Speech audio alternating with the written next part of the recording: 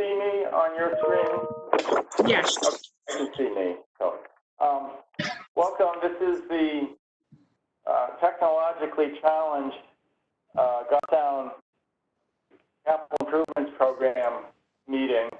This is what, a fourth meeting, Danielle? Mm-hmm. And those and having fun. We're operating under, welcome, it's good to see everybody, either the images or not the script on the screen. We're operating under the governor's emergency order that suspends or modifies many of the requirements of RSA 91A, the Right to Know law for meetings, which allows us to conduct our meeting electronically.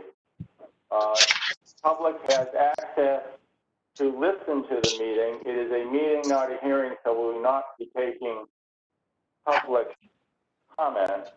And then why don't you give out the meeting number and participant code for people who want to listen? Okay. If you'd like to listen to the meeting through the telephone, the phone number is 603-766-5646. And the participant code is 785645, followed by the pound sign. Okay, and for the benefit of the public, if there is a problem with your telephone access, you may call 660-5000. If we cannot fix it, we have to suspend the meeting. I hope that doesn't occur. We've already challenged Danielle enough setting up the meeting. Under the right to know or the emergency order, the modifications of the usual procedural rules are: one, we have to identify ourselves, and the statute requires to say if there's anybody else present with you. We've defined that as in the room.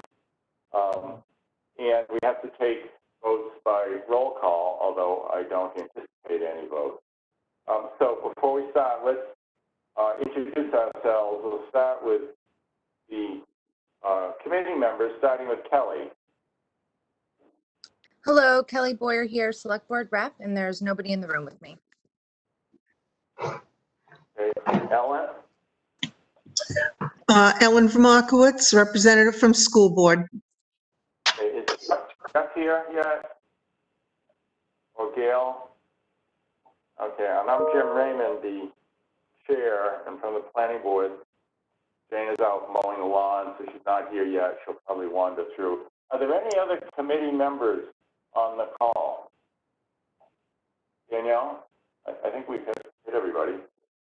So let's have Danielle, why don't you introduce yourself, and we'll have all the town staff introduce themselves. Sure, I'm Danielle Basar. I'm the finance director and assistant town administrator here in Goffstown.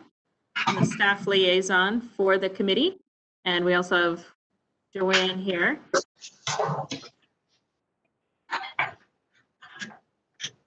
Tell her to unmute herself. Oh, I'm sorry.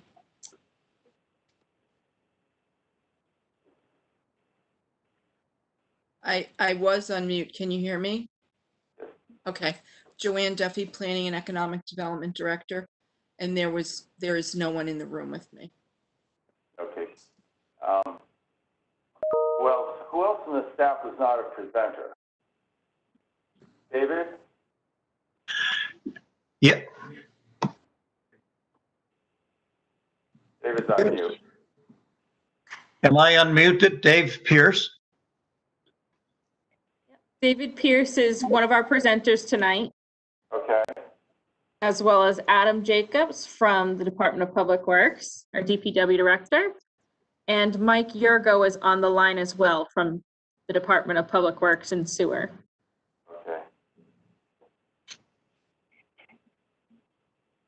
Anybody else who's presenting we want to introduce now? Danielle? There's no one else presenting tonight that we need to introduce. We are just trying to figure out, do we still have a quorum? Because we have 3 committee members out of 5, I believe. So I think we're okay. I'm not, we are, yeah. Okay. Okay. Danielle, tell us what we're going to be hearing. So tonight, we were going to start your agenda with a presentation from the Sewer Commission.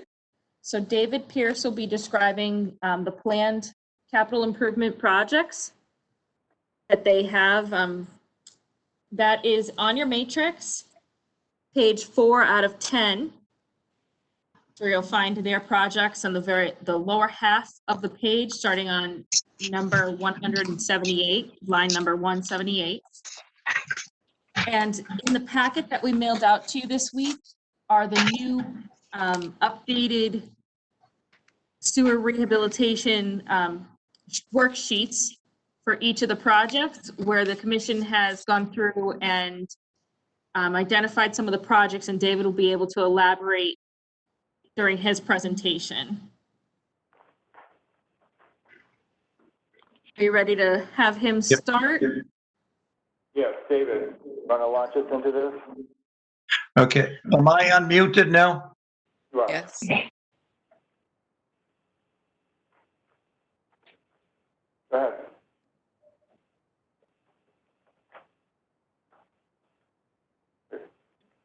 You could hear him, and then his video just disappeared. So I think just give that 1 second. Danielle, while you're doing that, will you tell us again what line we're starting at? Yes, line 177. That's where the sewer commission projects begin.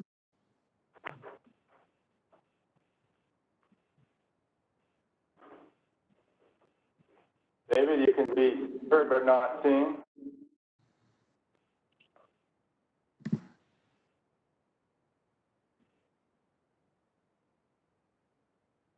Had him connected a minute ago, but I think he might have an issue with his connection.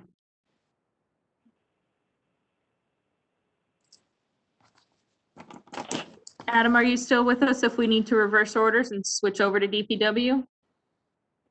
Sure can. So do you want me to take Dave? Is David back? David's not back yet, but Mike was just saying that he could begin the presentation. Okay, okay, Mike, why don't you do that? Okay. All right.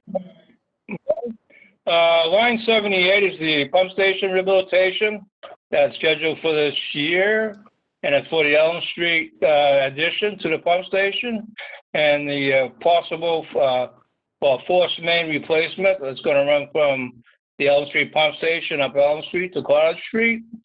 And they have another option in the contract, whether or not to rehab the existing force main that runs from the Elm Street pump station to two people's yards, and which goes to Mill Street.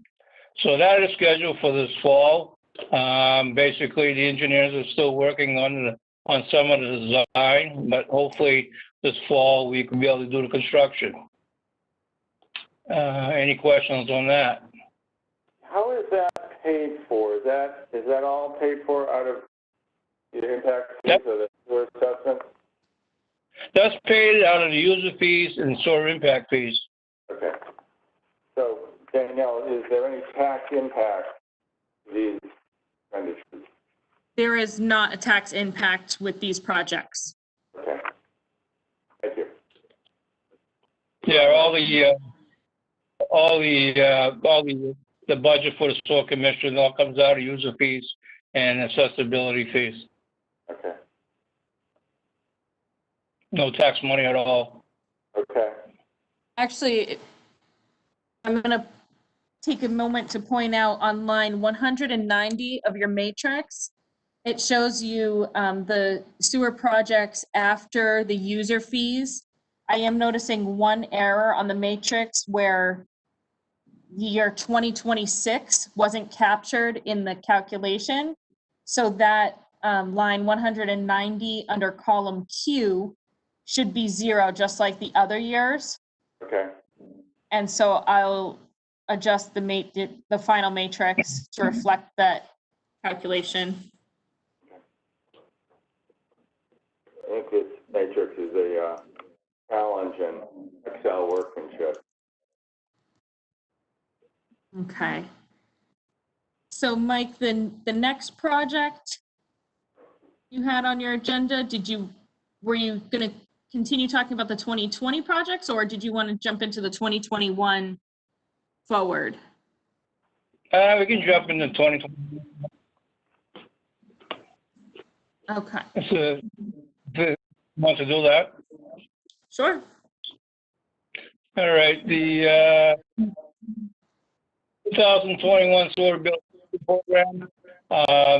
These sewer rehabilitations, you can see from that line all the way down to line 187. It's been on this has Hold on been one on second. Okay. I'm sorry, we just got a new caller in. I'm wondering if it might be Dave trying to connect. No, sounded like him.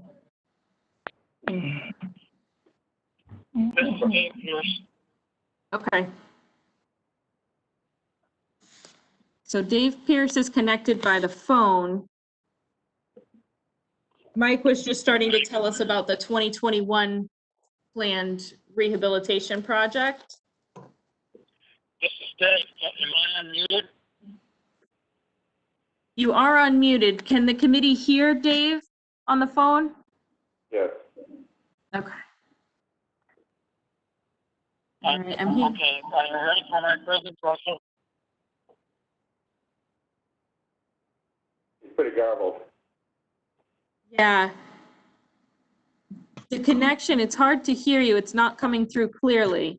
Why don't we let take us through these then, if David's not going to be there, and then we'll let David make comments afterwards. So at least have Mike continue to march us through it. I don't want to steal David's thunder, but it's garbled thunder. So. Okay. Hey, Mike. Yeah. All right. 2021 is the Pershing Street Point repair. We have a broken pipe that needs to be repaired before DPW paves the road. Lewis Street, sewer replacement, 601 feet. That's been on the schedule for quite a while. What we did is we ended up taking these line items and broken them into phases because the sewer commission really didn't want to spend, a lot of money. So we kept the line items between, 500,000 and some 400,000 to about 700,000. So we broke this neighborhood. It's basically all the flats in Penaville that's going to get replaced. So with the construction costs that was higher than it's been in the past years, we decided to make all this project into phases. That's why you're going to see in 2022, Lewis Street is on for replacement. That'll be the second phase of the project on that street itself for that kind of money. Then you're going to see Albert Street line down, Higgins, Plymouth Street, and Higgins again. When you design these sewers, all these streets are all connected, so you have to change. If you do sewer replacement Higgins Street, then you have to do one of the side streets with it. So we broke those down, from a 3-year program. We ended up figuring them out to keep kind of like the cost estimate for CIP around the 500,000-600,000 range. You're going to see different ones that have multiple sites. That's basically with the source system we have. It's a 24/7 operation. We do have places where you might get a breakage in the line or something happens unexpectedly. So we do put money into that each year. So that way there, like this year, you see South Mass with some animals. The cover is going to have to be reset. That's what the the multiple sites are. Hello, Danielle. Am I unmuted? This is Dave Pierce.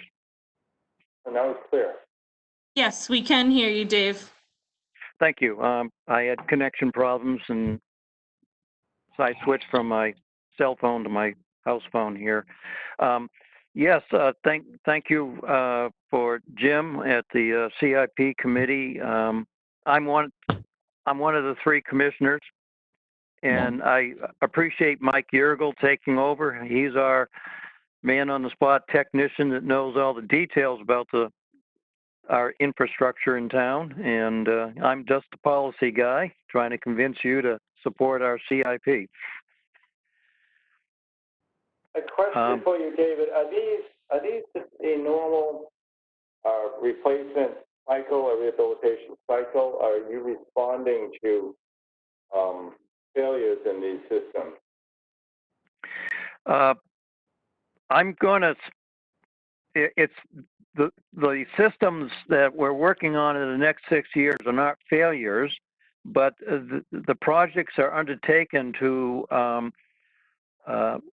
reduce the risk of a failure. As Mike may have explained, it's possible that tree roots might break a pipe or invade a pipe. There's a problem of sewer line dipping below what would otherwise be a consistent slope of a pipe. And in some cases, some of our sewer lines are far exceeding their useful life. Well, all three of those issues I just mentioned, if they're left unchecked, it increases the likelihood of a clogged pipe or broken sewer lines. We certainly don't want that. And customers are unhappy when their sewer system doesn't work, and there's a risk of us paying on insurance claims if a flow of a main line backs up into a home or a business. So the question, yes. Ellen is the proponent of this, David, is are we deferring, by spreading these out over these years, are we deferring work that needs to be done sooner for budgetary reasons, or is this still a reasonable schedule to meet the, I'll call the performance needs of the sewer system as well as? I'm going to say it's a normal schedule.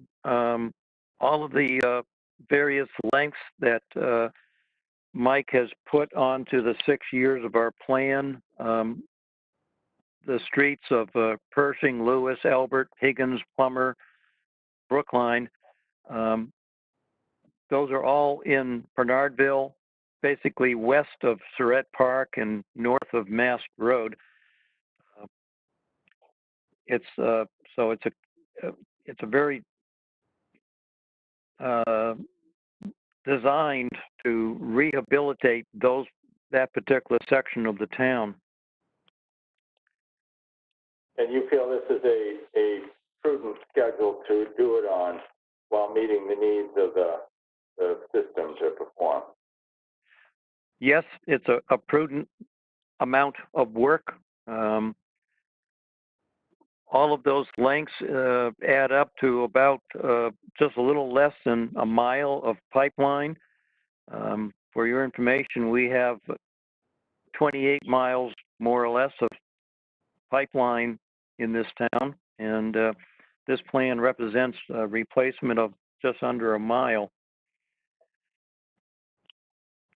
So we're on a 28-year long, or more than that. Now, to do these, you have to go through. Yeah, well, this is 1 mile of pipeline over 6 years. Yes. Multiply that. And you know, if you step back, yes, if you just step back and look at the global reason for a sewer system, it's an urban infrastructure. It does have to be maintained.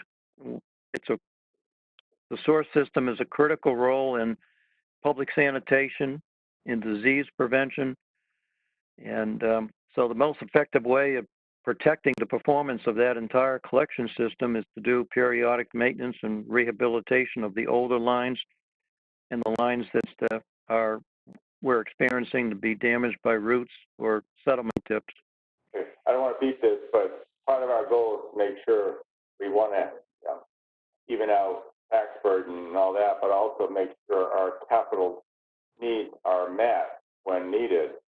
And so we want to make sure that you're not deferring Okay, well, I'll answer the, yes, we're not deferring more critical work, but this is a prudent amount of work to stay ahead of the risk of failure. And Jim, on another point, we are an enterprise fund, so the monies that we have and the fees that we collect are supporting the amount of expenditures that we wish for the capital improvements. Ellen, have I properly characterized the questions that you would normally ask? I got ahead of you. You're fine. My one question was, and thank you, Jim, am I understanding that in the course of the next 6 years, we're only going to do slightly less than 1 mile of pipe That's correct. for like $3 million? Wow. Thank you. Kelly, do you have any questions? You're probably aware of all this already, but Yeah, not on this one in particular. Thank you, though. okay. Anybody else? Danielle, Joanne? You're part of this party, so, okay. Is there anything else for sewer? David and Mike, is that it? Yes, those are the lengths of street that we have determined are most in need of replacement, and it's a 6-year plan. It's prudent, and will effectively keep our system performing as we want it to. And we're concerned about all of those, but particularly the last of those statements. So we trust your judgment. Thank you. Jim, Yeah. it's Ellen. One question. When this type of work is being done and the roads being dug up and all, does this work hand in hand with DPW for reclaiming or repaving roads at the same time? The SOAR Commission is required to, let me back up one. Mike Yergel can certainly jump in when I'm through here because he has the experience of how we finish a road. But yes, basically, because the SOAR Commission is excavating a road, we're responsible for restoring the surface of the trench we're digging. There's unfortunately, we're working on East Union Street right now, and unfortunately that trench meant digging up the entire center of the road. So in that case, the entire road is being resurfaced, and that'll be a collaborative project between both departments. Okay, so the work you do, it gets a patch on it. Does DPW then go and repair the rest of the road if it needs repairing? Well, DPW would have to answer that. Okay. But yes, many of our projects do get dovetailed into planned street rehabilitation. Okay, thank you. Effectively, both the SOAR Commission and Public Works would then share in the final resurfacing of a road. Thank you. And the short question, does the SOAR Commission and DPW work together on these? Do they coordinate? The short answer is yes. They are very aware of what we're excavating and the planned things that are going to occur in the future. Okay. Thank you.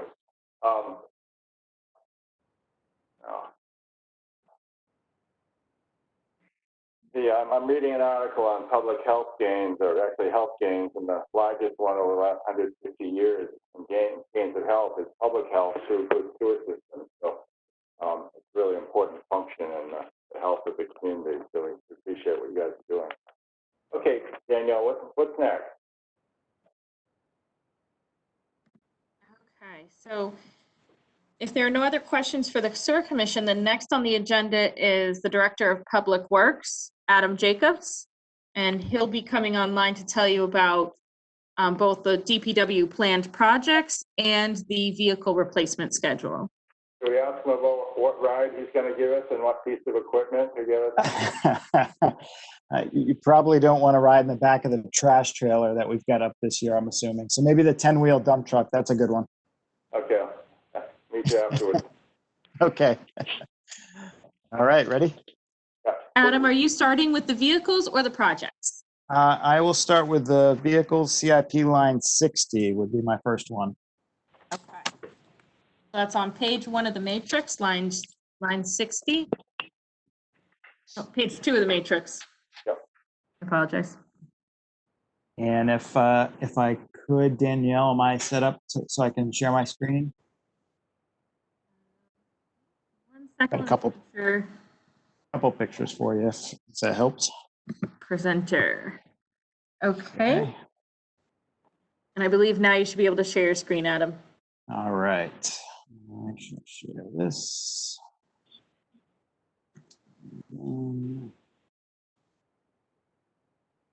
Okay. Okay, so on your matrix, line 60, our first vehicle up, we have 3 vehicles scheduled for replacement in our 2021 CIP. Maybe just to take a step back, what we do in DPW is we try to slot out a little bit further than the CIP requires, just in order to try to level our expenditures, just because we have so much equipment that we maintain at DPW. So we do have a kind of a waterfall as you go through the years here. At least you're seeing the first 6 years. But in 2021, we've got 3 pieces of equipment. The first is what might look familiar from last year's CIP. It's DPW Vehicle 384, which is a 2002 Spec Tech is the brand trash trailer. It's a 100 cubic yard live floor. So what that means, it's got a hydraulically activated floor, so you can pack this with a compactor in the building. As it's connected here, you'll see it's pulled right up to the recycling building at the transfer station. So it's packed with a compactor inside, and the live floor allows that to pack towards the front of the trailer as it gets loaded. And then you can offload with hydraulics to get it back out. This gets hooked up to with our long haul tractor trailer truck, and it's one of 5 that we have frontline trash and recycling trailers. It was in the CIP last year.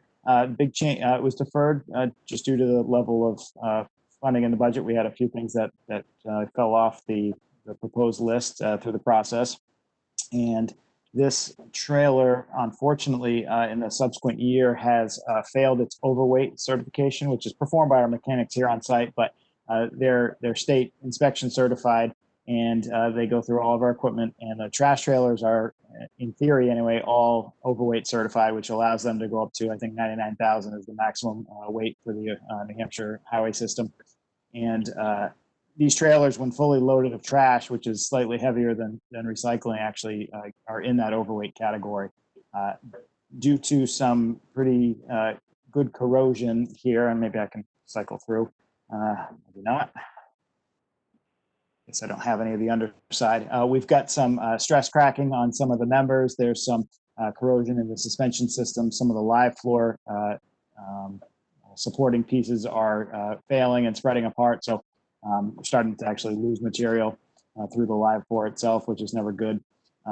So anyway, this combination of mainly the frame damage, though, due to the age and the corrosion of the salted roads, as it has to be out pretty much, in any kind of weather, because the trash and recycling don't stop. It failed its overweight certification, so now it's been derated, which means that if it's used for, if you have eagle eyes, you can see looks like a Sharpie somebody wrote on the front end of this, used for recycling only. So if we're going to use this for trash, it can't be a full load. It has to tip the scales at less than that overweight cutoff. So right now it's been relegated to recycling only, which does hamper us a little bit, since we really like to be able to rotate these through. The first one full is on the back of the truck and sent down on the road. So it's good to be able to have the flexibility of any trailer can fit on any building. So that's our first vehicle. That estimated cost for this is $102,000, and our plan to dispose of the existing would be either a trade-in, probably on a new trailer, or auction it off. Vehicle number 2 is CIP line 61, and it is a 10-wheel dump truck. I gave you a sneak peek earlier. So this is a 2007. It's a Freightliner 10-wheel dump truck. It's got just over 12,000 hours on it.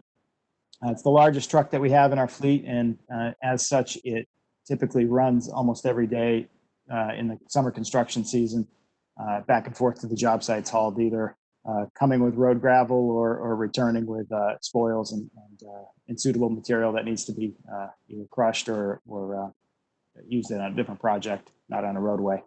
So it's pretty heavy use throughout the year, and then of course in the winter it gets a plow and a wing, and it does duty there with snow removal.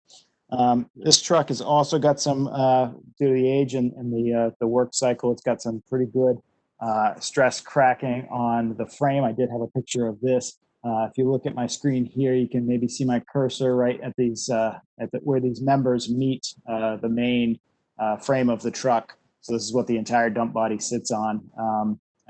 There's stress cracking at most of these frame sections. So really it's a matter of time for this piece that's been in heavy duty. The other thing that we tend to see with these over time, especially the 10-wheeler, because of the loads it gets, is the stainless steel bodies take a pretty good pounding, so that you can see it almost looks like it's been through a hailstorm, like you read about there. The boulders that get dumped in, and then of course hit the sides of the stainless steel along this bottom edge of these sideboard areas. Has to be repaired. They've been not too long ago welded from the inside to be replated and re-strengthened, but really it is overdue. So as of 2007, with these trucks, I extended, when I was first into DPW, I extended our replacement schedules for most of our vehicles by a couple of years. I took, I think, the 6 and the 10-wheel trucks from a 7 or 8 year replacement cycle up to anywhere between 12 to 15 year cycle. You can run numbers that kind of show you your cost of ownership curves and kind of where those start to bend. And in the past, that's about the time frame in which you start to see costlier repairs come down the pipe. So right now we're in that mode with these large trucks. So as a 13 years old, by the time if this makes it through the budget process and finally gets ordered and taken possession, we're going to be going on 15 years old by the time this truck goes out of service. So the full cost of these, they are fairly expensive, of course, the trucks themselves, but also then the bodies and the plow packages that get replaced, $220,000 for the entire setup. And then the outgoing truck is either a trade-in or an auction. Typically trade-in. The companies that sell us the trucks usually are the ones most willing to give us top dollar for them on trade. And our last vehicle, here's another picture of the undercarriage. So this is my missing undercarriage shot from our trash trailer. You can see some pretty hefty corrosion going on here, of course, with some of the thinner steel, but also almost all the cross members, and then the main.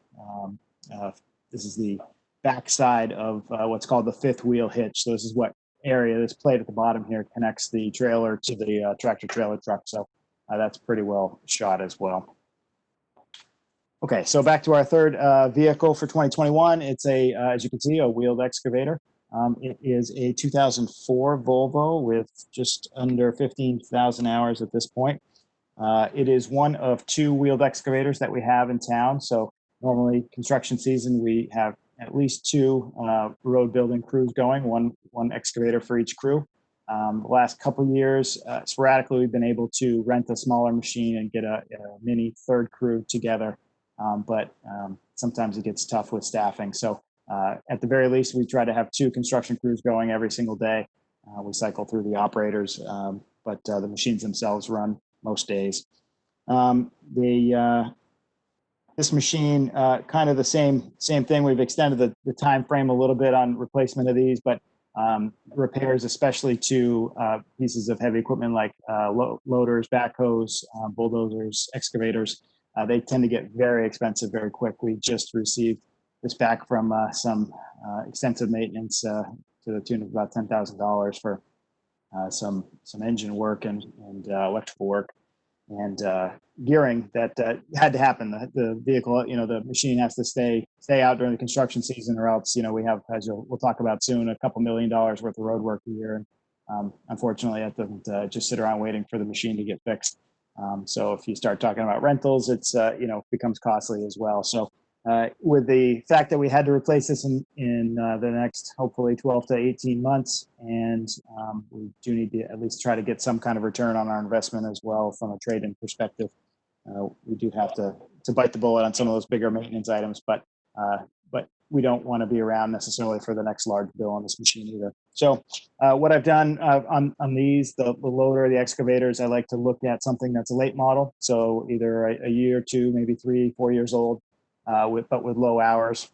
In this case, we're looking at a replacement machine that would have under 1,000 hours. We've budgeted $200,000, which is a lot of money, of course, but you can save tens of thousands of dollars if you're willing to look in the late used model price range. So try to maybe squeeze an extra vehicle every year, every other year out of the fact that we're willing to look for used equipment, which for our purposes hopefully can last us as long as we would have it if it was new.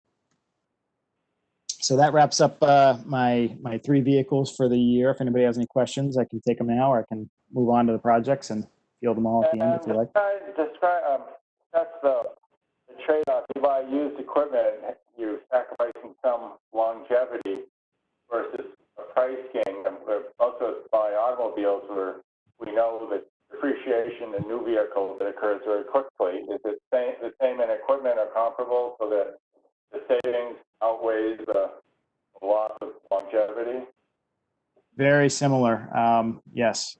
So if you're willing to take what might be coming off of maybe a short-term rental situation that somebody had lined up, or a demo machine that might have been at a dealer somewhere, there's significant savings. Yep. Thank you. Ellen or Ellie, do you have any questions on the vehicle other than which one do we get the ride in? Ellen's fine. Yeah, I'm all set. Thank you. Okay, thank you. Okay. I will jump on to projects then. So first one up would be, I believe, CIP line 160, which is the road plan. Kelly, can you see this? You were on your phone last time, and you want to make sure you give me time to follow along. Yes, I can. Okay. Okay, so I apologize. I tried to make the font as big as I could. This is what I've got up on the screen right now. Is just a snapshot. I'm getting a lot of feedback in my. Any chance you could mute Danielle? I'm not sure who it might be, but I'm getting What is this we're looking at, please? stuff to hear. Sorry, Ellen. Hold on one sec. Okay. I can hear now. Okay. All right. So thank you. So what I pulled up here is the snapshot of the 2020 road plan, just to kind of give you an idea. We haven't finalized the 2021 plan yet, and as part of that process, it's been a couple of years since we had a 5-year extended road plan stakeholder meeting, which then allows us to sort of signal to utilities, notably sewer and water and natural gas the last few years, signal to them what our intentions are, maybe get an idea from them. If they've got some things on the table they haven't put out publicly yet, we can kind of get those all at the table and readjust all of our schedules, hopefully to line up and make the most sense for taxpayers and ratepayers alike. So, but what we do have, I just want to give you an idea of kind of the volume of work that's involved in a typical road plan year. So this is the 2020 plan. There's a few roads in here that the select board gave me the go ahead to tentatively bring up from where we had penciled them in from 2021 in case we find ourselves with a late season, a late winter arrival. It might work. Sometimes you can get into deep November before you have to stop work on the road. So there's a couple of streets on here that were recently added in, but the top in the white are reclaim sections. So if you take a look at your CIP matrix, we've got $1.6 million. And previously the CIP had increased the next few years to a higher leveling off point based on the idea of trying to contract out a good portion of the reclaim work each year. which certainly allows you to flex a little bit more mileage each year, but it does require quite a significant investment in cost. We find about 35 to 40% cost increase for the town out of pocket if we contract out a piece of road as compared to trying to do that work in-house. Of course, on the back end, the trick is to make sure we keep up on the maintenance end of things in town that our DPW crews also do. So it's sort of a balancing act between how much we can actually bite off with our 2 to maybe 3 construction crews each summer and how much of the maintenance work. So line striping, sweeping, catch basin and sewer line clearing, that sort of thing, tree trimming. So we try to get a good handle on that with our work order system and make sure that things are ready to go and queued up, and that allows our construction crews to do their thing. So what this list for 2020 represents is pretty much a perfect year scenario. It's about 30, maybe 32,000 square yards of reclaim. That's about as much as we can handle for a full season. But there's also in the yellow, the next section down, there's a good dozen or so roads that are either collector or main roads that are due for a 10 to 15 year maintenance overlay. So you want to keep your good roads good, as I'm sure you've heard several times before in the past. So we try to keep our roads that see a lot of traffic and benefit the most people. We try to keep those good with a regular overlay cycle. So we shoot for 10 and sometimes they slide all the way to 15, but that's the goal. And then at the bottom, I'm sorry, a few of those roads are also streets that were paved or reclaimed and base paved last year, either by the town or by a contractor, that are scheduled for top coat. So in Goffstown, typically we have 4 inches of pavement on most roads. It's 2.5 inches of a base pavement, which has got a heavier aggregate, and it stands up to the weight of the vehicles. And then that's topped with 1.5 inches of a smaller, usually a 1/2 inch or a 3/8 asphalt, aggregate asphalt, which tightens up the voids and prevents a lot of water infiltration, which is what ruins your road base and allows it potholes to form and your road to deform prematurely. So this yellow section are those maintenance overlays and top coats of things that were base paved either last year or the year before. And then I keep doing that to you, sorry. And then the bottom we have what we lovingly referred to as Band-Aid shims. These are roads that by rights probably should be rebuilt or are close to being in the place where they need to be rebuilt, but we just don't have the time. And we know that for a handful of them anyway, they're too small and affect too few people to warrant bringing right to the top of the list over some of our main roads. So we end up with a Band-Aid shim, which buys us time anywhere between 5 and maybe 8 more years to make a decision about a reclaim project. And you'll see a lot more neighborhood streets in this category, but we are trying to reclaim neighborhood streets too, as you can see from the top of the list. So there you have it. So sort of rebuilds at the top, which of course cost us the most money. It's about, for us in-house, it costs us out of our road plan budget anyway, about $500,000 per mile to reconstruct a road with the reclaim process. And as I mentioned, usually the rule of thumb when you're contracting out, you can guess it's going to be $1 million plus to rebuild a mile of road. So we do save a fair amount by bringing that work in-house. So there's a sort of a overview of kind of how the typical road plan breaks out. In 2021, we are going to focus our reclaim efforts on the Pinardville neighborhoods that we've started just uphill of College Road. We got into Warren Ave last year, and then we'll be finishing Warren Ave to the top this year with Duclos Street. As many people know, the hill side of Pinardville, most every street there needs to be rebuilt. So we'll be marching through that neighborhood. Once we've finished, the Pine Hill and Heald, and I'm probably forgetting about 6 more up there, we will shift over in Pinardville anyway and start working on the Flats area where the sewer department is going to be kickstarting that neighborhood with the Louis and Higgins Street project. So we'll be right behind them for some of the others there. So we try to sprinkle the work around town, but when it comes to some of the neighborhood reclaims, especially in Pinardville, it makes sense to try to finish the neighborhood before you move on with some of those. So I think I mentioned I brought the road plan level here. So I'm both due to my own personal opinions about keeping the reclaim projects in-house if I can, but also looking at the COVID landscape, the lay of the land, I felt it was probably a good idea at this point to let's level off. Let's give this a couple of years and see where we can get with 1.6 million in the road plan. To give you an idea of how much of our road network we're taking care of for this 1.6 million, we have approximately 130 centerline miles of road. So most of them are, of course, 2-lane roads.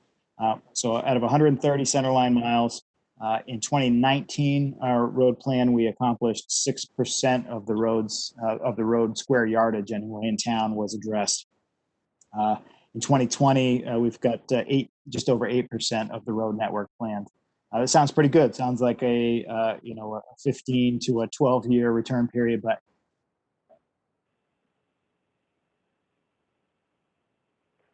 numbers are double counted because you have top coats that were reclaimed the year before. So really, when you kind of take out some of those roads that we hit 2 years in a row for reclaim purposes, we're looking more in the 4 to 6%, maybe 4 to 5% of the road network each year, which is.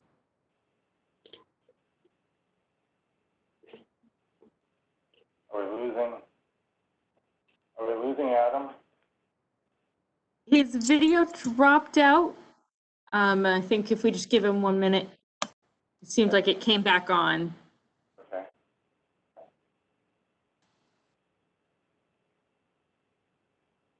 Tough night for us technology-wise today. Yeah, all the gremlins. Okay.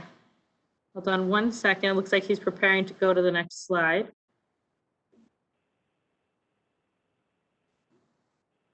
Do I Adam, have can you everybody? hear us? I can There you hear you are. now. I lost everybody with notifications there for a little bit, but looks like we're back. Okay, so that's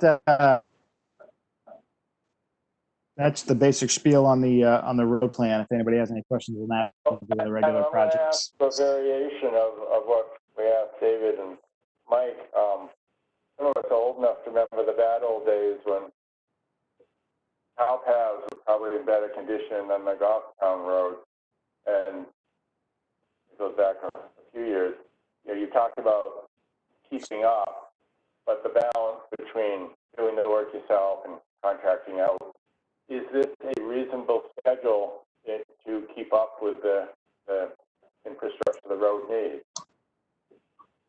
I think so, and I might have cut out right at the tail end there. Right now, we're on track with about a 20, maybe to 25-year average return period for our roads, which is going to be shorter on some of the main roads and collector roads that get a lot of traffic, and a little bit on the longer end for the neighborhood streets. But that's about the good place to be.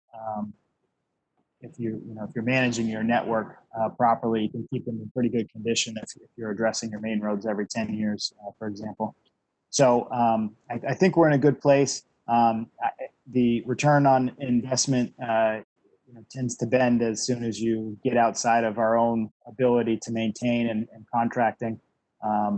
As I mentioned, you're paying more now for the overhead of the contractor and getting less overall road done for the same amount of money. And as we get, into a situation where other towns tend to look at bonds, maybe, for example, they'll take out a big $3 million bond for roadways, and then they find they have to split it out into 3 or 4 or 5 years anyway, because they can't find any contractor that can do that much work or is willing to do that much work, on side roads, which isn't quite as lucrative for them as a highway, for example. So it is a balancing act, but I think we are in a good place. I don't feel that we're falling behind. Certainly, we're catching up if that helps.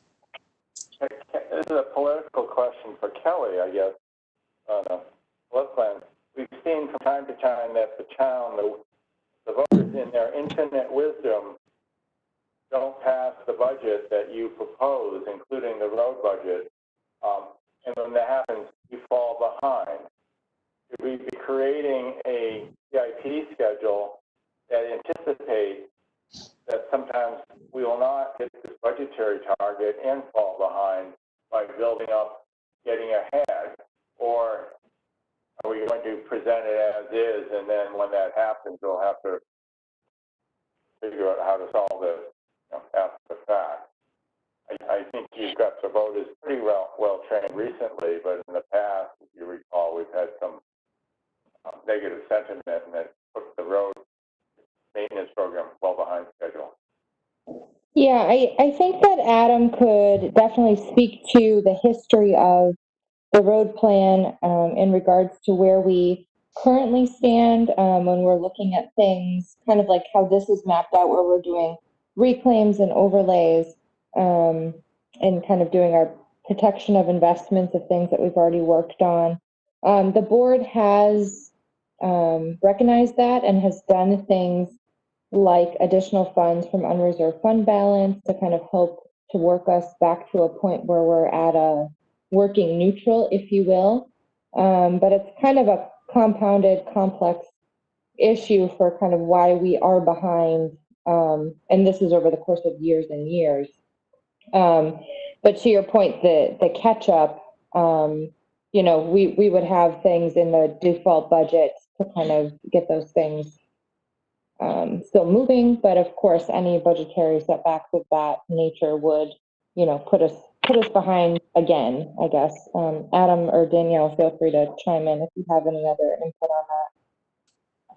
Kelly, you mentioned the default, and I'm glad you did. A couple of the years that we've had the extra article on for the voters to vote on the additional road plan funds, there's been language to include that in the default budget going forward. So that's helped kind of protect against that situation that we had, maybe 2013, 14.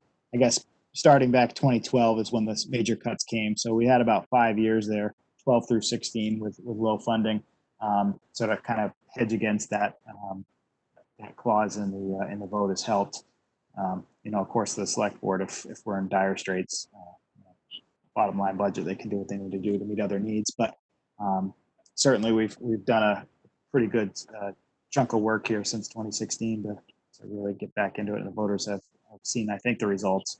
The one thing that I don't fear, but it's going to happen at some point once you get enough of the main roads and neighborhood streets with a lot of voters completed, there starts to become maybe a less of a push as the neighborhoods that they live on are completed. So we really need to probably, as time goes on, up our sales pitch to make sure that they remember somebody else has got a street that looked just like yours did 5 years ago. Just leave a portion of every street unrepaired so they see what happens. No, and I certainly think this comes into play when we get into the nitty gritty of this during budget season, is when you look at the cost of a reclaim versus the cost of an overlay, there's quite a significant difference. So if we continuously push those things off, and then those costs. Well, all we do as a committee is recommend a capital improvement. Kind of what we're trying to overcome. As I say, our job is to recommend the schedule. It's up to the political forces and ultimately the voters to decide what to adopt. But we have to do this work to see what we need, how it should be done. That's what I think, Adam. Jim, this is Ellen. Can I ask a question? I can't stop you, yes. Okay, sure you can. Adam, I want to thank you. I had emailed you a while back with some concerns and you responded very nicely to me. Thank you very much. Of course. Did I understand you to say that 2021 is scheduled to be doing pretty much only the neighborhoods in Pinardville? No, what we do want to do, maybe call it the 1 and 1A section of the road plan is to continue on in the neighborhood where we are. So the Pine Hill, Holly Heald, I think, I don't have it right in front of me, but we don't want to stop the progress we've made in that neighborhood or pick up and, for lack of a better term, leave Right. town on those folks. So that's sort of the top priorities are to continue on in that neighborhood. Okay. Did I hear you say you were dovetailing your road work with what the sewer commission is doing? We Okay. do. East Union's a great example this year, even though it was sort of we got there in a backwards way since their trench ended up bigger than they expected and their patch was going to be larger. And then the water department came in at sort of the 11th hour and decided they wanted to do their portion if we could all work together and make it happen. And at that point, it just made financial sense to jump in. But normally we try to signal to both and they do the same. Hey, we're looking 3 or 4 years out. Here's our thoughts. And in this case, we'll be following right in with sewer in the Rochambeau area, Bernardville, as Right. Higgins and Louis. Okay. At what point do you think you'll have the 21 road plan, and how can a person obtain that, a copy of that? So what I'd like to do, as I mentioned, the longer term road plan, I'd like to try to get that at least tentatively put together so we can have our stakeholder meeting, which is a public meeting. We'll make an advertisement at the select board probably with that. And then, barring anything that comes out at that stakeholder meeting, which makes us shift gears for our 2021 list, we'll bring that to the select board. Normally what I'll do is bring the board as part of the budget process, a tentative list, at least a framework anyhow, to kind of give some beef to the numbers that we're requesting for the budget. And then we sort of have to sit on our hands for a couple months. And when the budget passes, we know where everything's shaken out. And then we come to the board for a final vote. Okay, right after thank the you. budget process. I would encourage anybody listening, and certainly our committee and the select board people, drive the roads, the neighborhood roads in Penardville.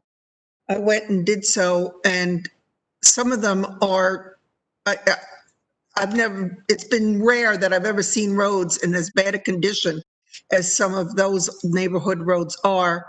You can't go more than 15, 20 miles an hour on some of them without feeling like your fillings and your teeth are going to fall out. And they are so broken up, so patched. I would say they're even hazardous to walk on, or certainly kids can't ride their bikes on the neighborhood roads. Some of them are that bad. So I would encourage us to really support the work that needs to be done over there. And that's my spiel. Okay, thank you. With that encouragement. And I missed the end of that, Jim. Oh, sorry. I'm not hearing it, so tell us what else. Sounds like Jim's ready to move on, I think. Yeah. Okay. All right. So then next up for me, if you look on CIP line 162, traffic signal upgrades. So this is a multi-year project that was started. We had the Daniel Plummer intersection was worked on last year, including new signal heads, new cabinet components, pulled some new lines for the sensors. That project continues. So we've got 4 years in a row left scheduled. 2021, we're planning this intersection here at the former Shaw's at Fun City Trampoline Park Plaza. That's a $95,000 project. The majority of that project cost goes towards the cost of the cabinet itself and all the components, all the electronics in the cabinet, and then the base comes out to about $30,000. And then there'll be new signal heads with reflective backings, with the yellow borders that go around them, new LED fixtures that hopefully use less electricity than some of the older ones we have. New pedestrian push button assemblies at this intersection. And then there's a few $1,000s for the engineering that's required to go along with that. Traffic control is also a fairly significant chunk of the budget for each of these, just because when you take a signal down, sometimes you'll need police officers and flaggers, sometimes just officers, sometimes just flaggers, but it does eat up a budget fairly quickly. So 2021, we've got the Shaw's Plaza. 2022 is the Joffrey Street Rite Aid Plaza intersection. 23 is the Hannaford signal, and 2024, the last year that we've got on there right now, Pinard Street. So multi-year project. Pretty important, though. I think we had a light out at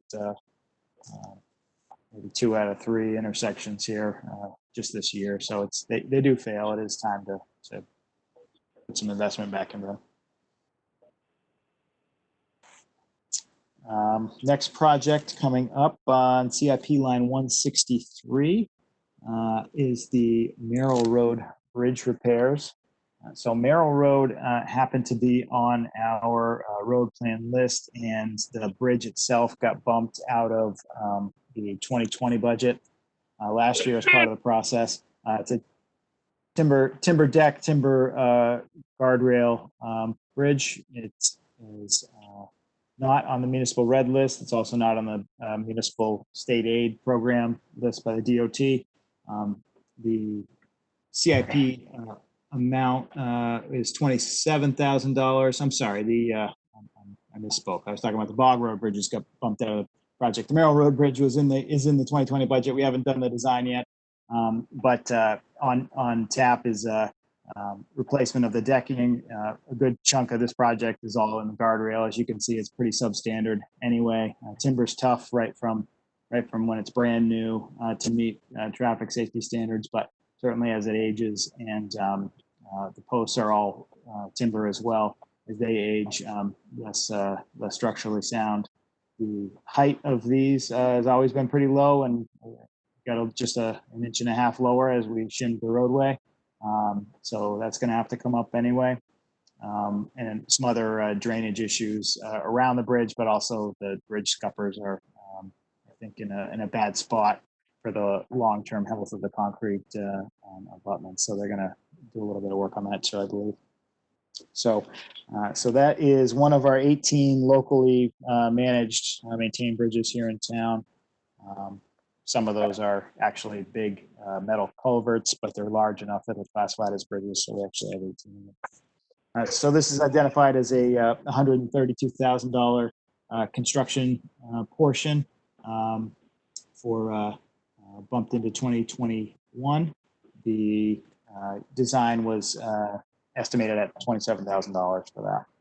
This is all came out of a 2013 bridge assessment that we had paid Quantum Consulting to do. They took a look at a number of the bridges in town, and some of them had already been accomplished. We're on that list, and this is another one that was there. I have a question on that, Adam. Can you hear me? Can you hear me, Adam? I can. It a little broken up on my end, though. Okay. I think this is one of the bridges back when most of you don't remember, Don Hambridge was the Public Works Director and was building wooden bridges or encouraging them because he thought they had greater longevity or lower maintenance costs. Has that been borne out, do you know? I don't. I believe, let's see, this is a 1993 construction. We certainly haven't spent a lot of money on it since then, but I don't know what the original sales pitch was to say if we met the targets on that. 27 years old now, left alone to its own devices. It's certainly not crumbling. We'd have to do some deck work and some guardrail spruce ups, but when you start to look at some of the other bridge projects, it's a smaller bridge, of course. But it's certainly not a overly expensive project when it's all said and done.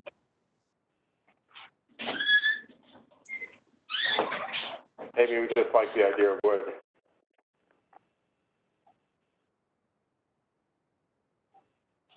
Are there any questions by anybody? I'm not going to let Adam walk through the rest of it. Why don't we let him do that, and then we can ask questions in general.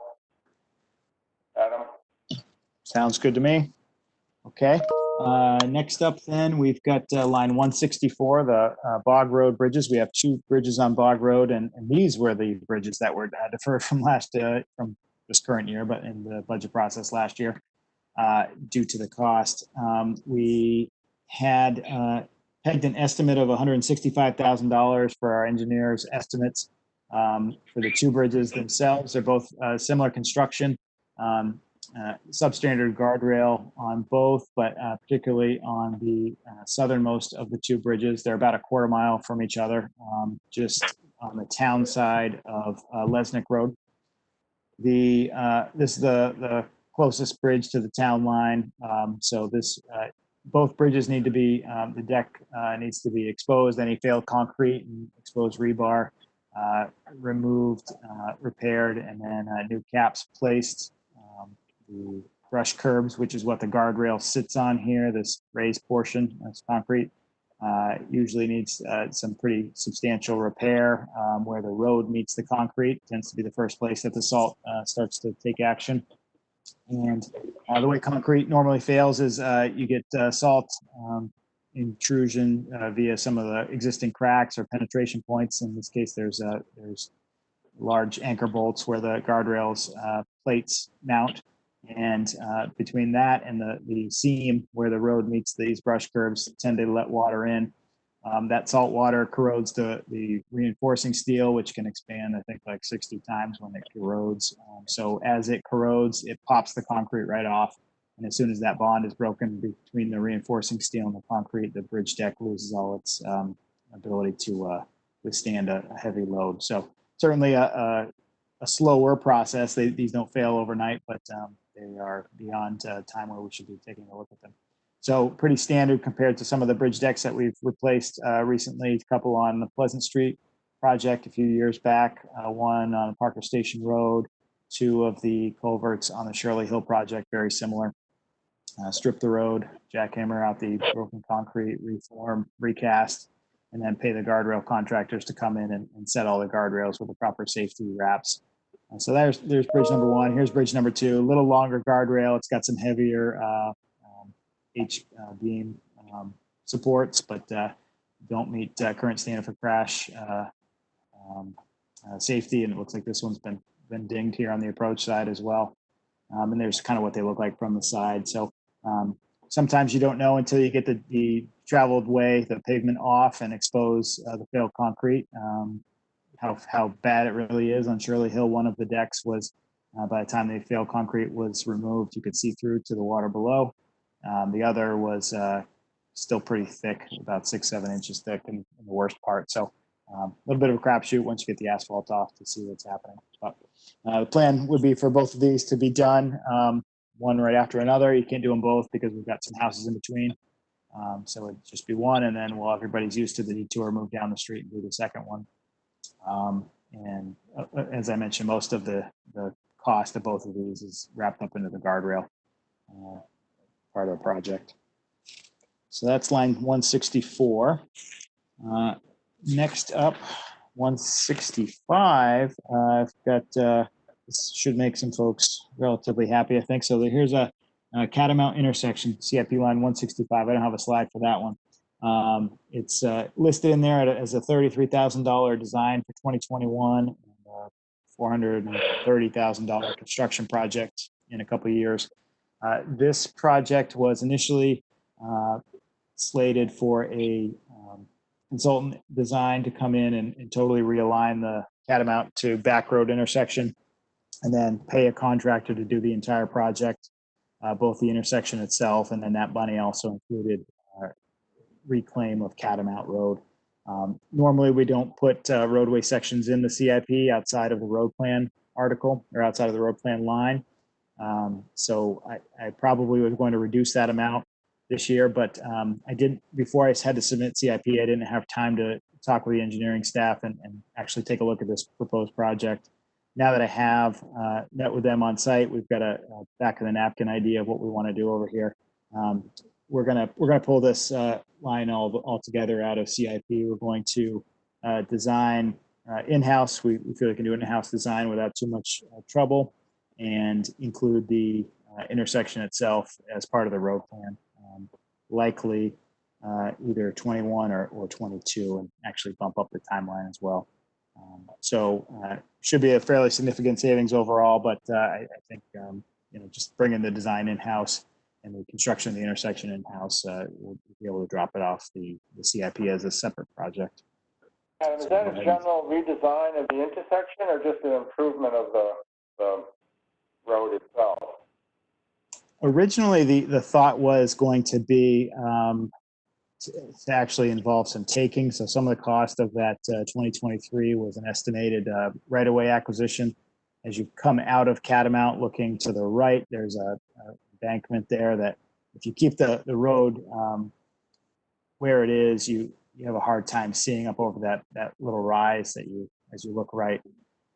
But if you shift to the east a little bit and then come up and then bring the back road up a little bit, you alleviate the need to take back that embankment at all. You have plenty of sight line.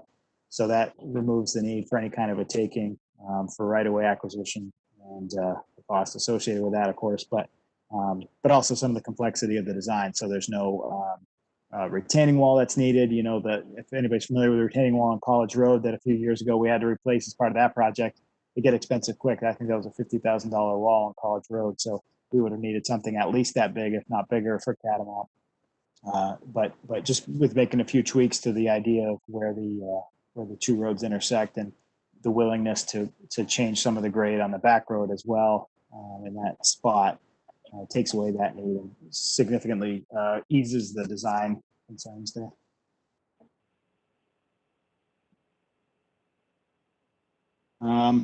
So then let's see, the only other item on here for 21 is $25,000 for a Grassmere traffic study. This project is line 166. This has been here for a couple years.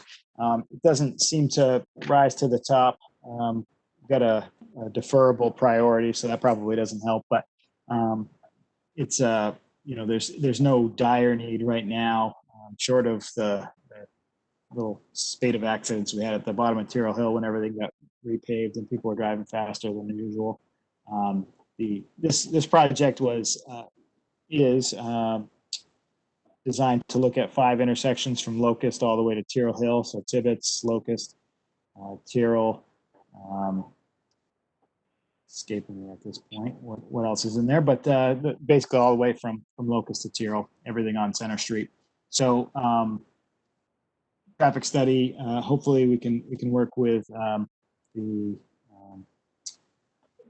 Planning Commission to see what information they've already got, crash data from the police department. But the idea was spend a little bit of money, look at these, see if there's been significant increases in the level of traffic and then the decreasing level of services intersections that we might be able to improve. But there's not a whole lot of real estate to work with at any of those, so there's only so much that can be done without making for a real expensive project, and kind of hard to get behind any major changes over on Center Street. So you can see why that's been kicked here for a couple years in a row. But good planning. Like to continue, as we can, looking at intersections where we may have trouble already or may be foreseeing trouble, and keep this in there hopefully this year, and at least we'll have a starting point for future year discussions. Then, just to kind of give a quick rundown of what else we've got on CIP for the out years. Line 167, we have one of those culverts that's large enough to be considered a bridge right on Center Street, right next to Locust. That's an 18-foot multi-plate metal culvert that has been identified by us as those multi-plate corrugated steel culverts can fail pretty quickly once they start to deteriorate. This one is still safe, but the DOT has sort of flagged this as getting near the end of its life. We have submitted and received acceptance for that bridge to be included in the state's 10-year plan as part of the state aid bridge program. So those kind of go hand in hand, but the state aid bridge program allows you to offset some of the costs of that construction project. Being funded, Adam, is that a reasonable expectation, or is that one of those funds that gets deferred at the state level? I think since we don't have, as a town, we don't have anything else right now in the list. We're trying to get 2 more on there, but right now it's the only project we've got. So that helps. It's a pretty major road in town, and it's got some evacuation route importance, and comes up when we do our hazard mitigation plan in town as well. So I think it's in pretty good shape, but of course with the state you do never know. But I think we're where we are. I believe they've proposed moving it from 2025 into the 2023 state budget. And if they do that, we could construct it anytime after that. But it might be able to even be moved up if that happens once it receives governor approval. Good deal for the town because it's an 80-20, I believe, is the current split for state aid projects. So there is offsetting revenue. If you look down on line 174, both on the design end, yes, there you go. 80% of the design cost is $125,600 in revenue from the state. And then 2025 in the construction year, the state aid would fund $696,000 of that. So pretty significant and a great program if you can get it. Usually they have a pretty long waiting list, and we've been in queue here for a couple of years. So coming up on that, so we definitely like to keep that on track since most of it's going to be funded by the state. And then the last 2 that rounded out are the we call them sister bridges, Tyrrell Hill Road and East Dunbarton Road. They both are the same. I think US Bridges is the name of the company, I believe, that originally designed them. And they are both, they had some minor repairs a couple of years ago, and we've asked the state to include them on their long range funding for deck replacements. I'm going to go out on a limb and say that if we're not seeing them yet for the 2023 budget, it's probably unlikely to happen, but it's not finalized yet. So we'll keep the press on there. You might see those 2 bridges have to slide to the right. But they received most of the safety related work with guardrails and expansion joints and a few other welding repairs a couple of years ago that added some much needed life to them. So I'm not too worried about those 2 if we have to push them to the right, maybe at next year's CIP. And that rounds out my project list. Adam, as on bridges, we hear about the states, I guess they call it the red list or the bad boy bridges. Are any of ours on that, or are you on a more of a? We're on the mostly good boy list. We do have one on the bad boy list. I'm glad you asked. The Henry Bridge Road, the large bridge over the Piscataquag, is currently on the red list, but I expect that after their next inspection, we can get that taken off the red list based on the construction work that was done as part of the 2020 CIP program. We had some significant repairs to the abutments themselves, a lot of repointing there, but primarily the bridge seats, which are the concrete pedestals that the steel members of the main carrying beams of the bridge rest upon. Those were pretty well disintegrated.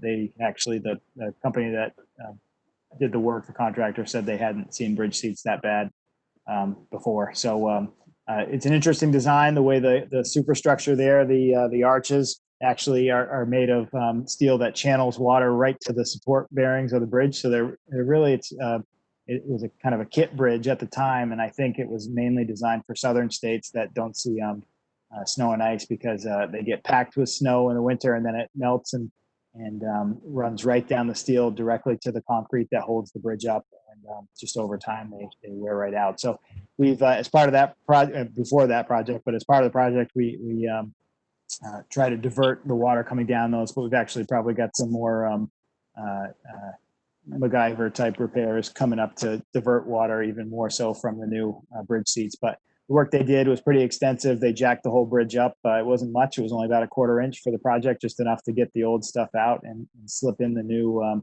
bearings and form up concrete. So we were able to keep traffic over it throughout the repair, but it was over the end of the winter and into the spring that they were actually working down there. So I expect when the state comes back to re-inspect the substructure, they will note that we've made the repairs and bring that back out of the red list. So hopefully with their inspections this year, we don't add any others back in. I don't anticipate that. So we should be back fully on the good boy list after this inspection this summer. Okay. You probably have a bit different term for that, but works. Easy to remember.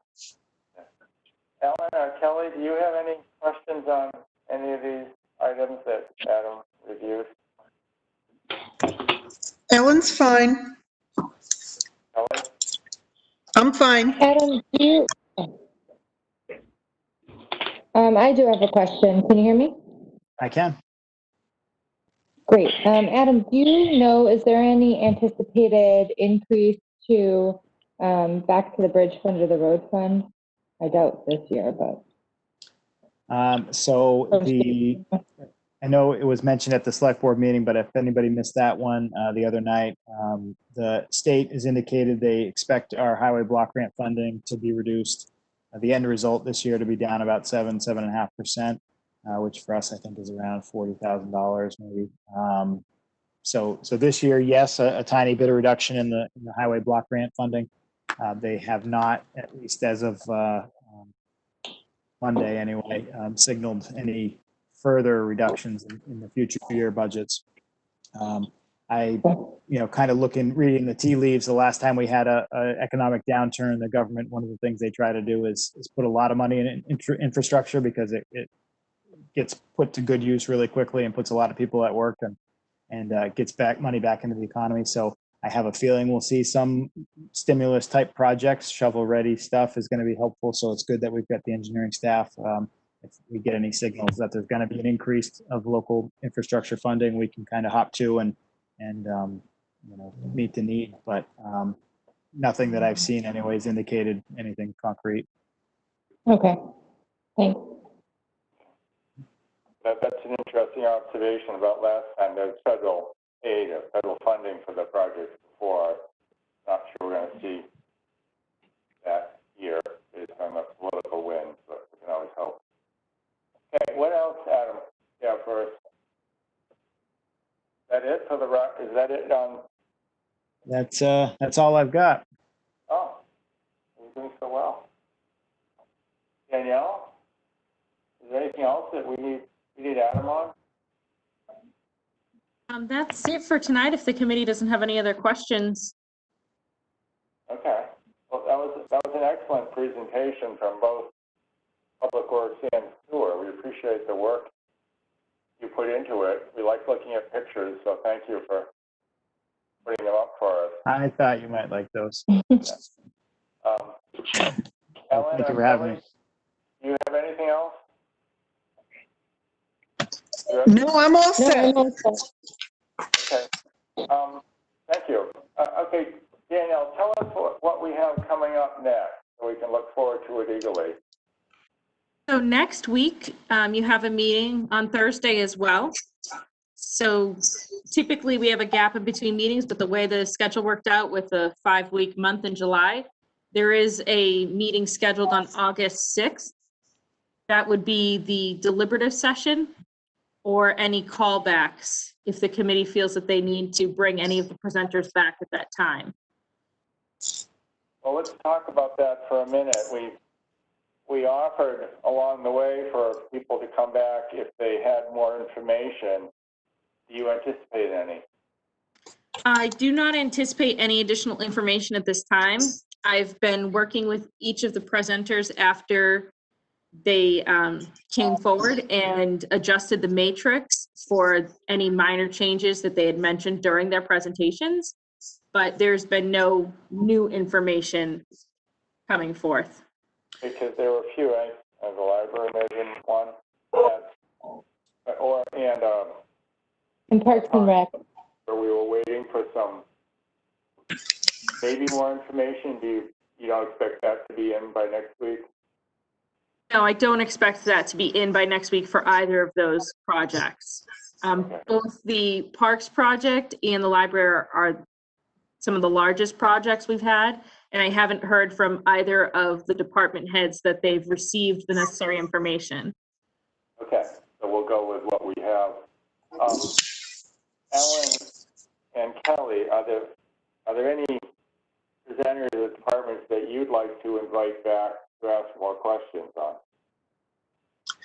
Overall, I would just like the clarifications from Parks and Rec about the changes to that project.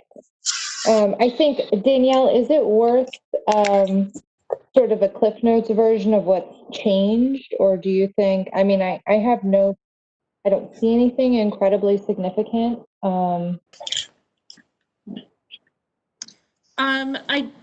I don't know that there is. A lot of the changes were very minor. You know, the school had a couple projects that they had completed, so they moved those. Adam told us tonight that they're looking to pull Catamount, so I will confirm with him tomorrow if he wants that removed from the matrix for final consideration. But for the most part, other than, you know, fixing the technical error that I found with the sewer calculation in the matrix and a few other minor changes, there hasn't been a ton switched around this year.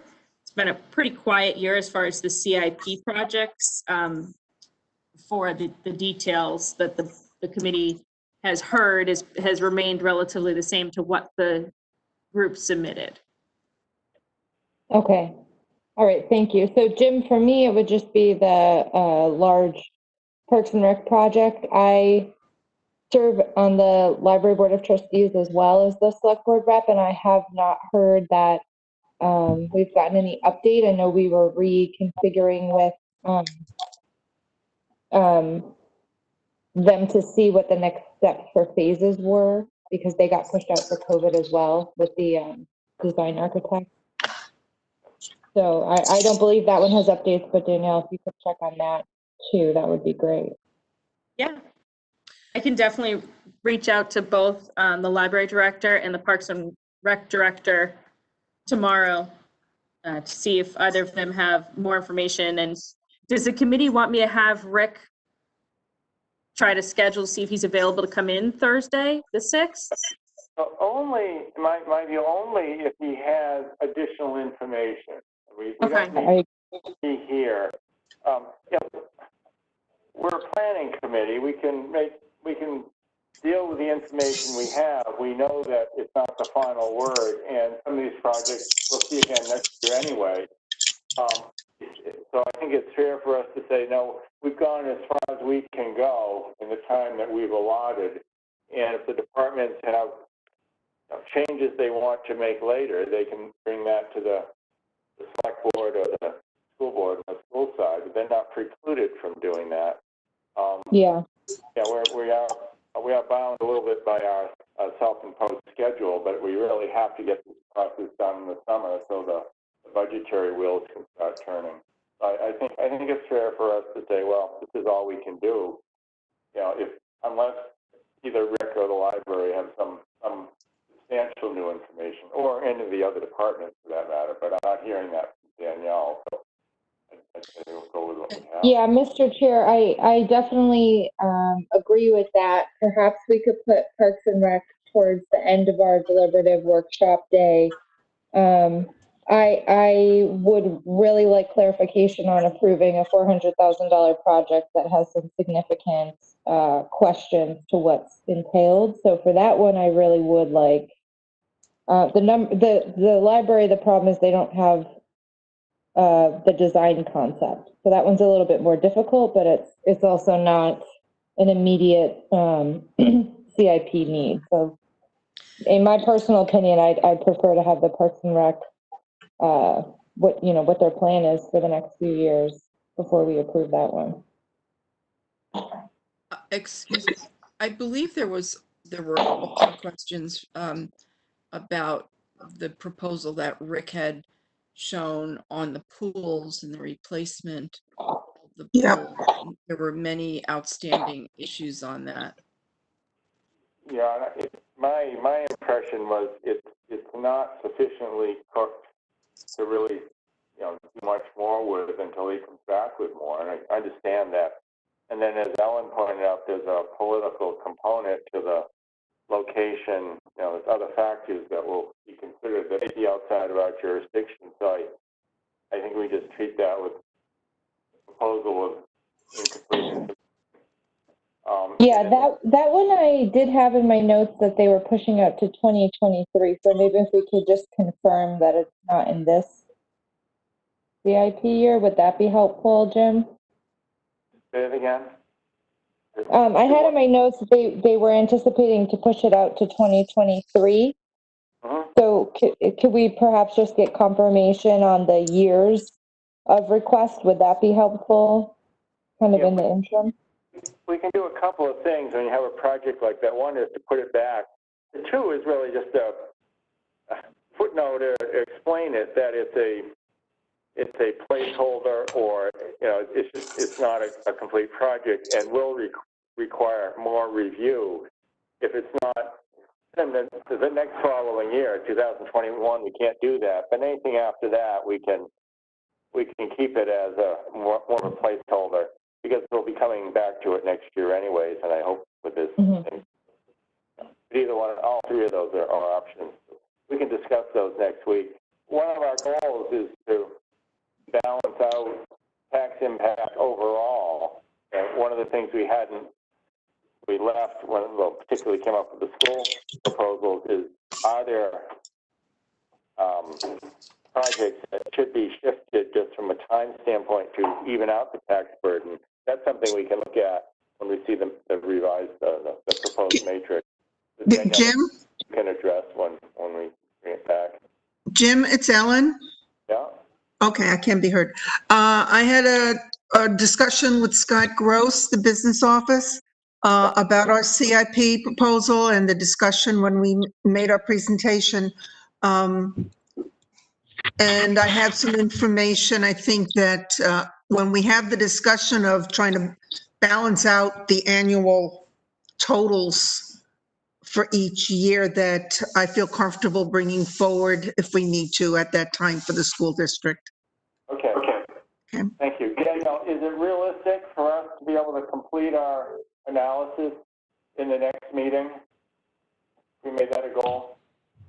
Yes, I believe that would make sense. I plan to send out the revised matrix at the end of this week to ensure that the committee has the most up-to-date version. So you can, when you're considering the years and, you know, the out years for tax impact, that'll all be on the matrix. So I will definitely get in touch with Rick and Diane about their projects to see if they have any new information. And I will be in touch with the chair if there is information that we think we need additional presenters at. Does that make sense? It does. Okay. So let's make that a goal. If you can take a look at things, if we don't get there, we have additional meetings we can hold. If we can finish it, that would be delightful. And let's see how far we get. Okay, anything else we need to talk about this evening? Not seeing any.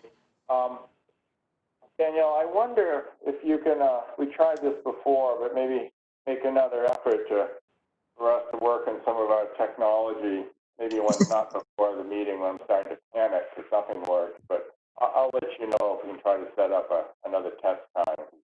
Must be an answer to our challenges other than refill my fountain pen. So, okay. Kelly, will you make a motion to adjourn? Yes, sir. Make a motion to adjourn. And Ellen, will you second it? Second. Yeah, all those in favor say aye. It's a pretty limited. Aye. Aye. We're gonna assume that was a roll call vote. Thank you, and see you all next week. Danielle, I'll be in touch with you on setting up a time. Okay. Great. Thank you all. Be well. Bye. Thanks, everyone. Bye. Bye. Bye. Bye. Bye.